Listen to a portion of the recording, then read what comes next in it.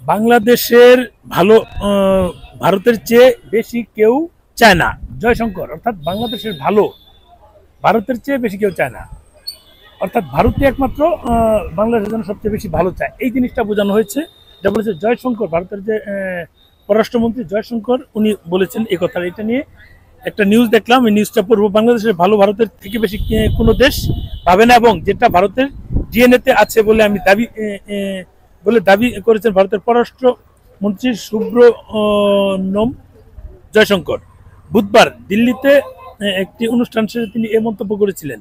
এটা গতকালকের ঘটনা।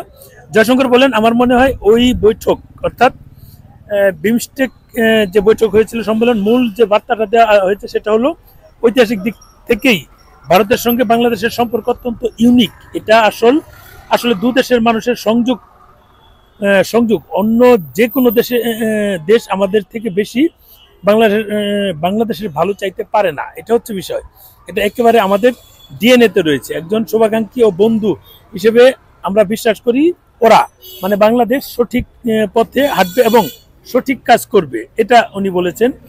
মোদি ইউনূসের বৈঠক প্রসঙ্গে তুলে জয়শঙ্কর জানান, বাংলাদেশের বর্তমান পরিস্থিতি নিয়ে ভারত তার উদ্বেগের কথা খোলাখুলি জানিয়েছে।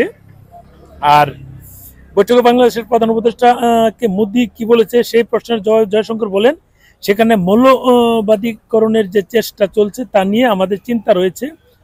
ওখানে সংখ্যালঘুদের উপর হামলা নিয়ে আমাদের উদ্বেগ আছে। আমার মনে হয় আমার মনে হয় আমরা মন খুলে সেই উদ্বেগের বিষয়গুলো জানিয়েছি। এটা জয়শঙ্কর বলেছে, ভারতের পররাষ্ট্রমন্ত্রী। তিনি আরো বলেন, গণতান্ত্রিক ঐতিহ্য থাকা যে কোনো দেশই জানে গণতন্ত্র নির্বাচন প্রয়োজন। এই প্রক্রিয়াতেই জনমত জমা পড়ে এবং তার পুনর্বীকরণ হয়। আমরা আশা করি ওরাও বাংলাদেশ একই পথে হাঁটবে। এখন আমি একটু কথা বলবো। ওনার যে প্রথম কথাগুলো, দুই দেশের সরকার প্রধান বসেছে, এটা কিন্তু আমাদের জন্য পজিটিভ দিক। আমাদের যে প্রধান উপদেষ্টা আছে উনি বসেছে, ভারতের প্রধানমন্ত্রী উনিও বসেছেন। এটা আলোচনা ছাড়া কিন্তু অনেক সমস্যার সমাধান হয় না। ওনারা আলোচনা করেছে, হয়তো বা আরো পরবর্তীতে মানে অফিসিয়ালি ফাইল বাই কাগজ বাই কাগজ, পেপার বাই পেপার আলোচনা হবে। সেগুলি নিয়ে অনেক সমস্যায় সমাধান হতে পারে। বিশেষ করে আমাদের দুই দেশের মধ্যে যাতায়াতের যে বড় প্রতিবন্ধকতা এখন আছে, ভিসা, বিশেষ করে ট্যুরিস্ট ভিসা, এটা সহজীকরণ হবে।